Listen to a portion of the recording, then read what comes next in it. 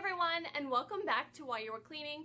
Today I'm going to be sharing with you all a furniture DIY. We're going to be putting together a headboard. Now this headboard is going to be a queen size because that's what we have in our bedroom, but you can adjust the measurements of it to whatever you need them to be, whether it's larger or smaller. I actually bought the items to make this headboard probably 2 years ago now, and I just never got around to doing it. But I'm glad that I waited long enough that I am able to now share them in a video with you. This headboard was a lot easier to put together than I thought it was going to be, so I probably could have got it done a while ago, but I didn't. I also wanted to let you know that I'm putting together another furniture piece for my bedroom as well, and so I'm going to share that video with you on Saturday. It's going to be a set of side tables, and when I share that video, I will also show you the headboard in place in our bedroom. You will see it finished in today's video, but you're not going to see it in place yet until Saturday after that video towards the end.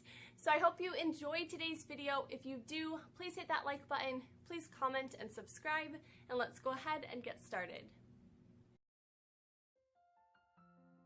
I believe I originally picked up a piece of plywood for this project, but I think I actually preferred this pressed wood particle board instead because it was a little bit more lightweight. I first measured out the size that we needed, which ended up being 23 inches high by 62 inches long. Once I made some smaller marks to measure, I went back and drew a straight line along those marks. Next, I asked my husband to use the circular saw along those lines to cut out the headboard shape. This board is cut a few inches smaller than my foam. I purchased this roll of foam from Home Depot online. I'll link it down in the description box. Craft stores also carry foam like this, but it is so much more expensive than what I found at Home Depot. I centered my foam over the board, and then I just added a few staples around all of the edges just to hold the foam piece in place. I'll be using this faux fur fabric from Joann's. You can use any type of fabric really. I would suggest using a thicker home decor type fabric or a fur fabric over something thinner. I laid out my fabric on a flat surface, measured, and then cut the finished size to 32 by 72 inches. This leaves me 5 extra inches on each edge in order to add it to my headboard. I'm also going to be using some batting. I believe this is a 1/2 inch to 1 inch thick. I can't remember exactly what I purchased, but I got this from Joann's.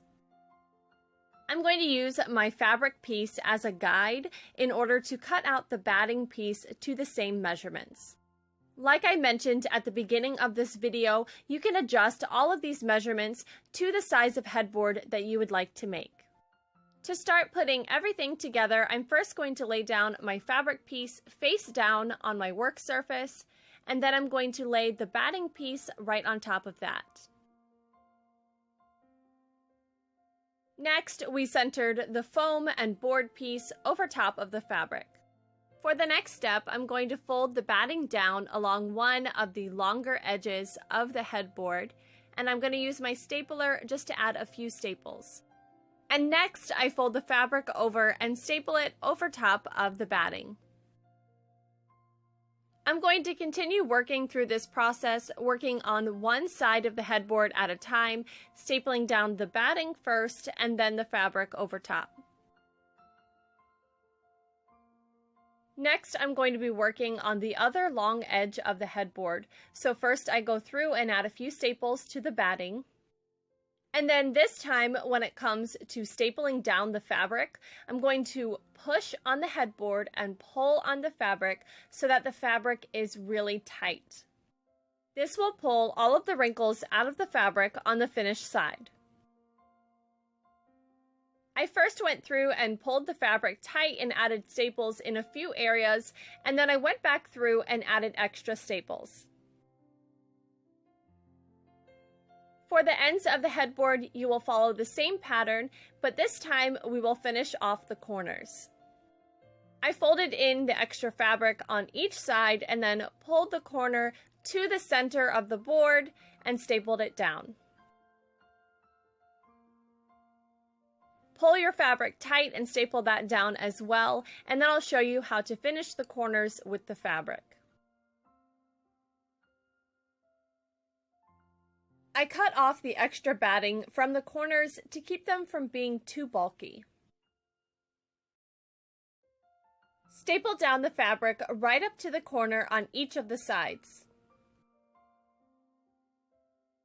And then take the excess fabric and stretch it towards the center so that it pulls the corner tight.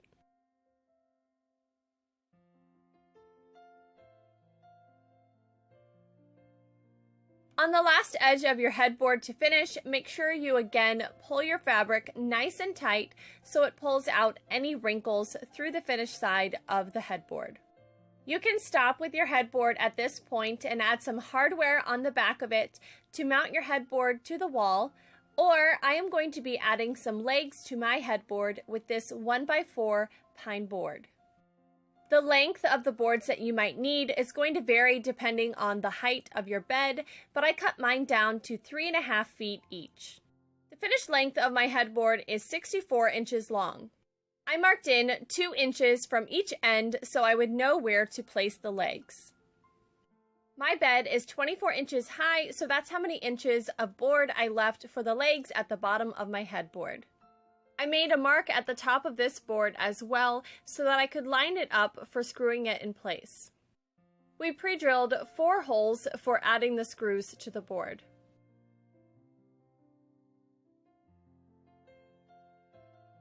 Then we added some screws in place that were long enough to go through both of the boards, but not long enough to stick through the fabric. And here the headboard is all finished. Make sure you check back for my Saturday video to see it in place in our bedroom. I really love the way that this project turned out, and it ended up being a lot easier than I thought it was going to be. Thank you all so much for joining me for today's video. I hope you all enjoyed it. Thanks again for liking, commenting, and subscribing, and I'll see you next time. Bye!